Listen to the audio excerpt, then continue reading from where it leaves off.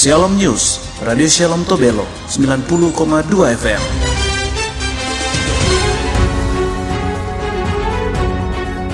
Keluarga korban tabrakan maut di Jalan Buaile akan melakukan pra-pengadilan di Polres Halmahera Utara terkait penerbitan SP3.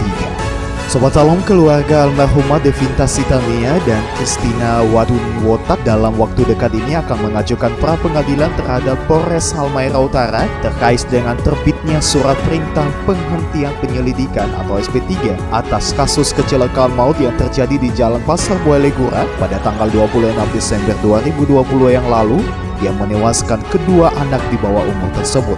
Seperti diketahui, sejak kejadian kecelakaan maut tersebut, Satuan Lalu Lintas Polres Halmahera Utara telah melakukan penyelidikan sekitar 4 bulan dan pada akhirnya setelah gelar perkara, Polres Halut menerbitkan SP3 yang memerintahkan penyidik untuk menghentikan kelanjutan kasus ini dengan dalil tidak ditemukan cukup bukti untuk menyeret sopir mobil dump truck dengan nomor DG8037NU bernama Sunario Sero sebagai tersangka. Atas keluarnya SP3 tersebut, ayah korban bernama Nathanael Sitania menyatakan kekecewaannya kepada reporter Shalom News yang mengungkapkan akan terus memperjuangkan keadilan atas peristiwa tersebut dengan jalan meminta LBH Rakyat Halut mengajukan pra-pengadilan dalam waktu dekat ini. Nathanael kecewa sebab anaknya yang dibonceng juga dinyatakan bersalah, apalagi menurutnya sampai saat ini sopir dan pemilik kendaraan sama sekali tidak punya itikat baik untuk memberikan santunan kepada keluarga korban. Bagaimana supirnya tidak bisa ditahan tapi dibebaskan dan menyalahkan kedua korban. Apakah mereka ini dianggap sampah? Binatang juga masih ada harga.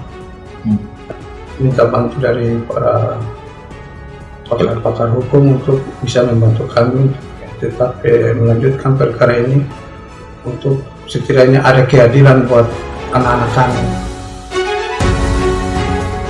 Sementara itu di tempat yang sama, Abraham Niki Juluk SH, Sekretaris LBH Rakyat Halut yang menjadi penasehat hukum keluarga korban mengungkapkan hal yang sama. Sebrahim berjanji akan berusaha semaksimal mungkin meyakinkan hakim sehingga SP3 yang dikeluarkan polisi dalam kasus ini dibatalkan oleh putusan pra-pengadilan itu.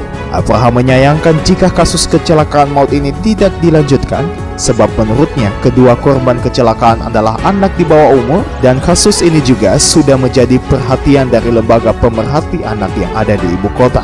Overjega melaporkan untuk Shalom News Tobelo 90,2 FM.